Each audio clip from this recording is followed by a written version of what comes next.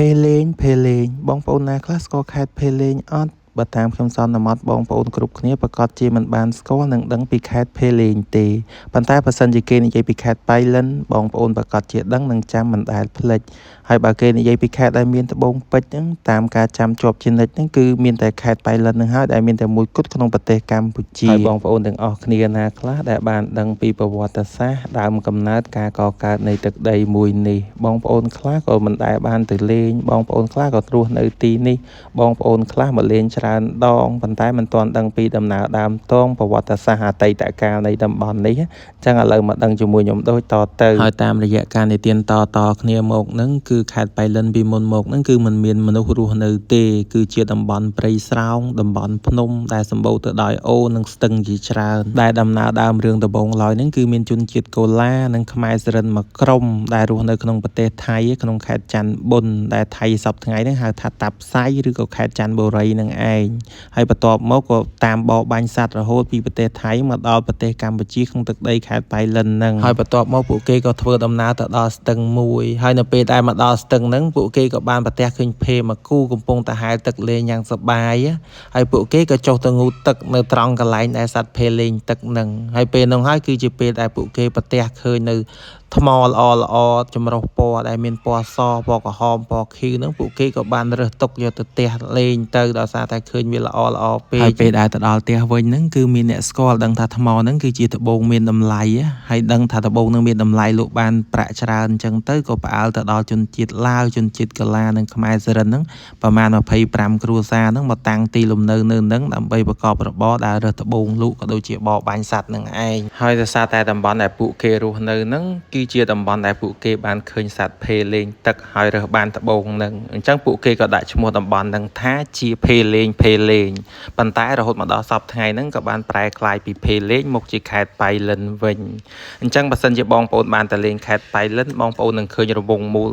មួយនៅខាងកើតភ្នំចាបហ្នឹងគឺមានរូបភេមួយគូកំពុងពំត្បូង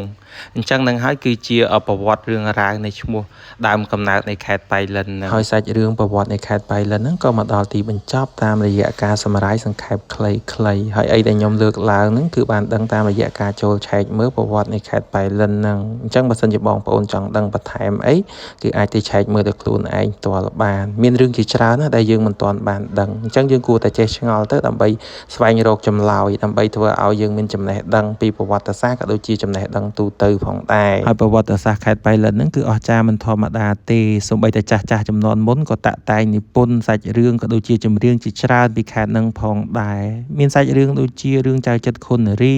ចម្រៀងដូចជាចំណោប៉ៃលិនច្រៀងដោយរស់សេរីសុទ្ធាជីវិតកម្មករត្បូងច្រៀងដោយលោកស៊ិនស៊ីសមុទ្រអីហ្នឹងសិតតែចាស់ពីដើមតាក់តែងឡើងពីខេត្តមួយហ្នឹងហើយគ្រាន់តែនឹកឃើញទៅដល់បទជីវិតកម្មករត្បូងនឹកឃើញឡើងក៏ចង់ច្រៀងឥឡូវដាក់មកឃ្លាបងប្អូនស្ដាប់លេងចោះ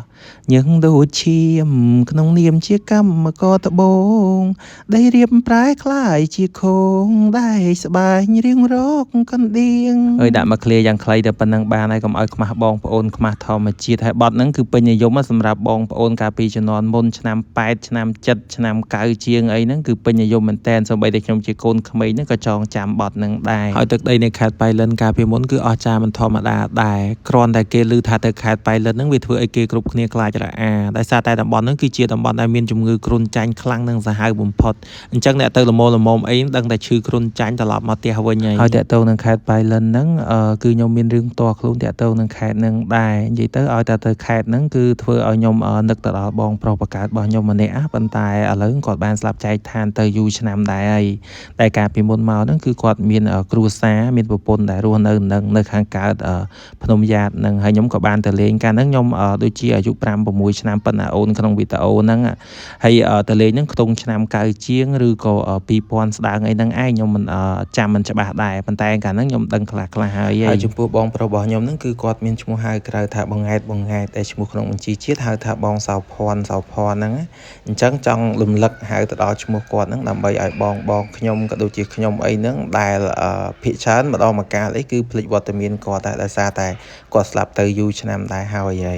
អញ្ចឹងកាលខ្ញុំនៅពីតូចអីគាត់ស្រឡាញ់ខ្ញុំតែងតែពោដើរលេងទិញនំចំណីទិញកាអាវទិញអីឲ្យងូតទឹកឲ្យអញ្ចឹងដល់ពេលគាត់ស្លាប់ទៅបាត់អញ្ចឹងទៅធ្វើឲ្យអារម្មណ៍នឹកគាត់ ដែរណាមួយមកដល់ខេត្តដែលគាត់ធ្លាប់រស់នៅទៀតហើយគាត់ទៅបាត់ហើយអញ្ចឹងសង្ឃឹមថាគាត់ទៅបានសុខស្ងប់សុខនឹងការចាប់ជាតិថ្មីទៅកន្លែងដែលល្អប្រសើរផងចោះអញ្ចឹងឥឡូវសូមស្លេះពីរឿងរ៉ាវដែលកំសត់របស់បងប្រុសខ្ញុំតែប៉ុណ្្នឹងសិនចោះកុំឲ្យរៀបរាប់យូរកាន់តែអួលអាក់កាន់តែទឹកភ្នែកឥឡូវងាកមកមើលវីដេអូដែលបងប្អូនយើងទៅលេងនៅខេត្តប៉ៃលិនណាឥឡូវនៅកន្លែងហ្នឹងគេហៅថាសួនកុមារនៅចិត្តវាមានឯករាជ្យតែមានរបស់របរហាត់ប្រាណច្រើនណាអញ្ចឹងបងប្អូននៅចិត្តទីហ្នឹងអីក៏អាចទៅហាត់ប្រាណបានហើយអញ្ចឹងបងប្អូនខ្ញុំពេលដែលមកដល់ហ្នឹងគឺដដើមគ្នា